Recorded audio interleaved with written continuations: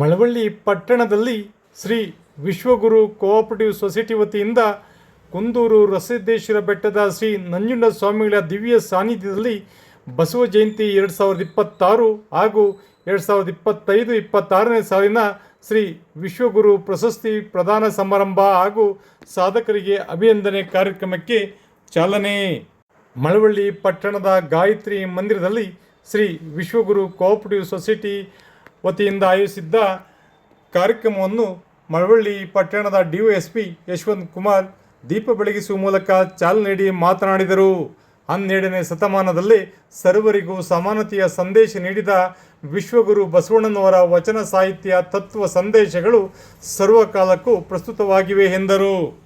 ಕಾರ್ಯಕ್ರಮದಲ್ಲಿ doctor Narayan, doctor Shivakumar, ಜಯರಾಯಿಗೌಡರಿಗೆ 2026ನೇ ಸಾಲಿನ ವಿಶ್ವಗುರು ಪ್ರಶಸ್ತಿಯನ್ನು ಹಾಗೂ ವಿವಿಧ ಕ್ಷೇತ್ರದಲ್ಲಿ ಸಾಧನೆ ಮಾಡಿದ ಸಾಧಕರಾದ ಗಜೇಂದ್ರ, ಸಾರ್ವಜನಿಕ ಆಸ್ಪತ್ರೆಯ ಡಾಕ್ಟರ್ ಮುರಳೀಧರ್, ಸಾಹಿತಿ ಶಿಲ್ಪಾ ಮತ್ತು ಇತರರನ್ನು ಅಭಿನಂದಿಸಿ ಗೌರವಿಸಲಾಯಿತು. ಕಾರ್ಯಕ್ರಮಕ್ಕೂ ಮುನ್ನ ಶ್ರೀ ವಿಶ್ವಗುರು ಕೋಆಪರೇಟಿವ್ ಸೊಸೈಟಿಯ 7ನೇ ವರ್ಷದ ಸರ್ವ ಸದಸ್ಯರ ಸಭೆ ಜರುಗಿತು.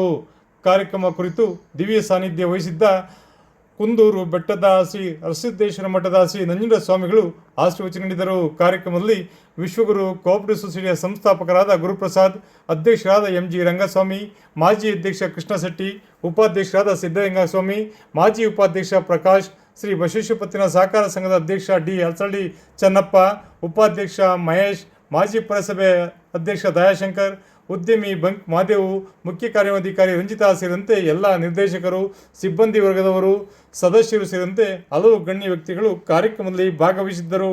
ಇದಲ್ಲದೆ ಸಂಪೂರ್ಣ ಸಾವಯವ ಕೃಷಿಕರ ಸಂಘದ ಅಧ್ಯಕ್ಷರಾದ ಎನ್ ಮಹೇಶ್ ಕುಮಾರ್ ಕಾರ್ಯಕ್ರಮಕ್ಕೆ ಮುಖ್ಯ ಅತಿಥಿ ಆಗಮಿಸಿ ಕಾರ್ಯಕ್ರಮ ಕುರಿತು ಮಾತನಾಡಿದರು. ವಿಶೇಷ ವರದಿ ಮಾಗನೂರು ಎಂ ಶಿವಕುಮಾರ್, ಮಾಮರ ಮೀಡಿಯಾ, ಮಳವಳ್ಳಿ.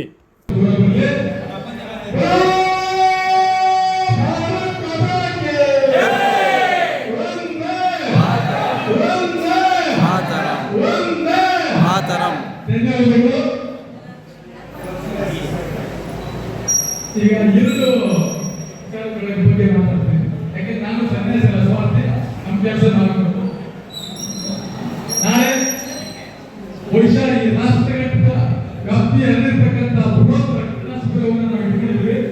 ಸ್ವಾಮೀಜಿಗಳು ಸರಿ ಯಾಕೆ ಅಂತಂದ್ರೆ 2015ರಿಂದ ನಿರಂತರ ರಕ್ತದಾನ ಶಿಬಿರ ಮಾಡ್ತಾ ರಕ್ತದಾನಿಗಳ ಬರುವಂತ ಮಳವಳ್ಳಿ ತಾಲೂಕು ಈ ಸರಿ 6 ತಿಂಗಳಿಂದಲೇ ನಾವು ಯಾವುದೇ ಜಾತಿ ಧರ್ಮ ಪಕ್ಷ ಬಿಟ್ಟು ಜಾತ್ಯತೀತವಾಗಿ ರಕ್ತದಾನ ಶಿಬಿರ ಮಾಡಬೇಕು. ಯಾವಾಗ ಮಾಡಬೇಕು? ಆಗಸ್ಟ್ 15 ಜನವರಿ 24 ರಾಷ್ಟ್ರೀಯ ಹಬ್ಬಗಳನ್ನು ಮಾಡಬೇಕು ಅಂತ ನಾವು ಯೋಚನೆ ಮಾಡಿಕೊಂಡಿದ್ವಿ.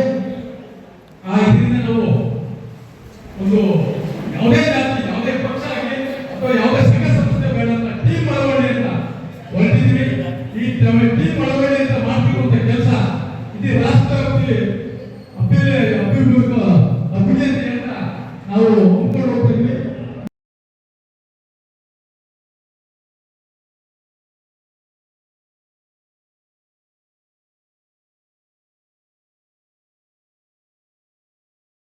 ನೇರ, ದಿಟ್ಟ, ನಿರಂತರ ಸುದ್ದಿಗಳಿಗಾಗಿ ಮಾಮರ ನ್ಯೂಸ್ ವೀಕ್ಷಿಸಿ.